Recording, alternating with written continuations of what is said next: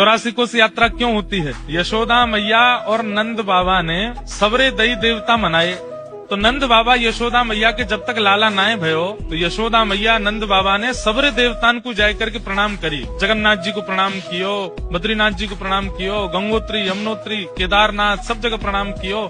जो जो देवता उनको बताते गए सब जगह जाके प्रणाम करते और प्रणाम करके कहा मांगते, हमें बालक नाए चाहिए, हमें लाला नाए चाहिए। तो अरे नंद बाबा की 9 लाख गैया हैं, नंद बाबा के बाद उन गैयान की सेवा करने वालों एक ग्वारिया चाहिए। नंद बाबा के यहाँ इतने संत इतने भक्त आते रहे, नंद बाबा सब संतन की सेवा करें, इनके बाद संतन की सेवा करने वालों एक सेवक चाहिए। सोचिए, पुत्र की कामना करते रहे पर पुत्र कैसा चाहिए? गौ सेवक, संत सेवक, भक्त सेवक। तब तीर्थों में जाकर के प्रणाम किया और कहा कि एक लाला है गयो तो हम वचन दे रहे हैं लाला के संग फिर से तीर्थ में आवेंगे। लोग बाग तीर्थों में जाके ऐसी बोल देते हैं ना मनोकामना, ऐसी नंद बाबा यशोदा मैया ने सब तीर्थन में मनोकामना करी कि एक लाला है जाए, गैयान को सेवक, संतन को सेवक, तो वह लाला के संग हम तीर्थ कर में आवेंगे। ठाकुर जी को जन्म भयो।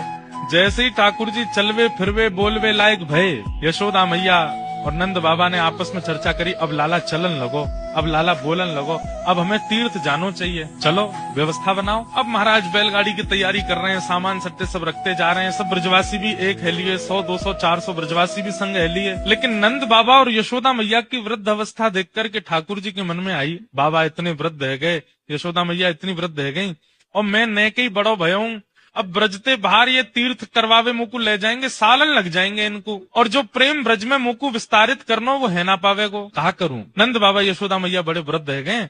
सबरे तीर्थन को ठाकुर जी ने यमुना तट पे बुलायो। ठाकुर जी तो भगवान है, सबरे तीर्थ आकर के खड़े है गए यमुना तट पे। आज्ञा करें भगवान, कहा करना है? बोले भैया देखो हमारे अम्मा बाबा वृद्ध है गए, अब ये सब तीर्थन में जामेंगे, सालन लग जाएंगे, हमें 11 वर्ष ही ब्रज में रहना है, आप सब 84 कोस में फैल जाओ, हमें ज्यादा दूर नहीं जाना पड़े, 84 कोस में ही सबरे तीर्थन के दर्शन, सबरे धामन के दर्शन हमको यही है, हमें और कहीं नहीं जाना पड़े। महाराज ऐसी स्थिति है गई, सारे तीर्थ 84 कोस में बैठ गए। अब तो छोटे छोटे तीर्थ जिनके नाम ही नहीं पता है वो भी आ गए लाइन में, बोले हम भी ब्रज में आवेंगे, हमें स्थान दो, हम भी विराजमान होंगे। और उस भाव से भारत वर्ष के सारे तीर्थ 84 कोस में विराजमान हो गए। और फिर नंद बाबा यशोदा मैया के साथ लाला 84 कोस ब्रज यात्रा पर गए। तब से ये नियम है हमारे ब्रज में,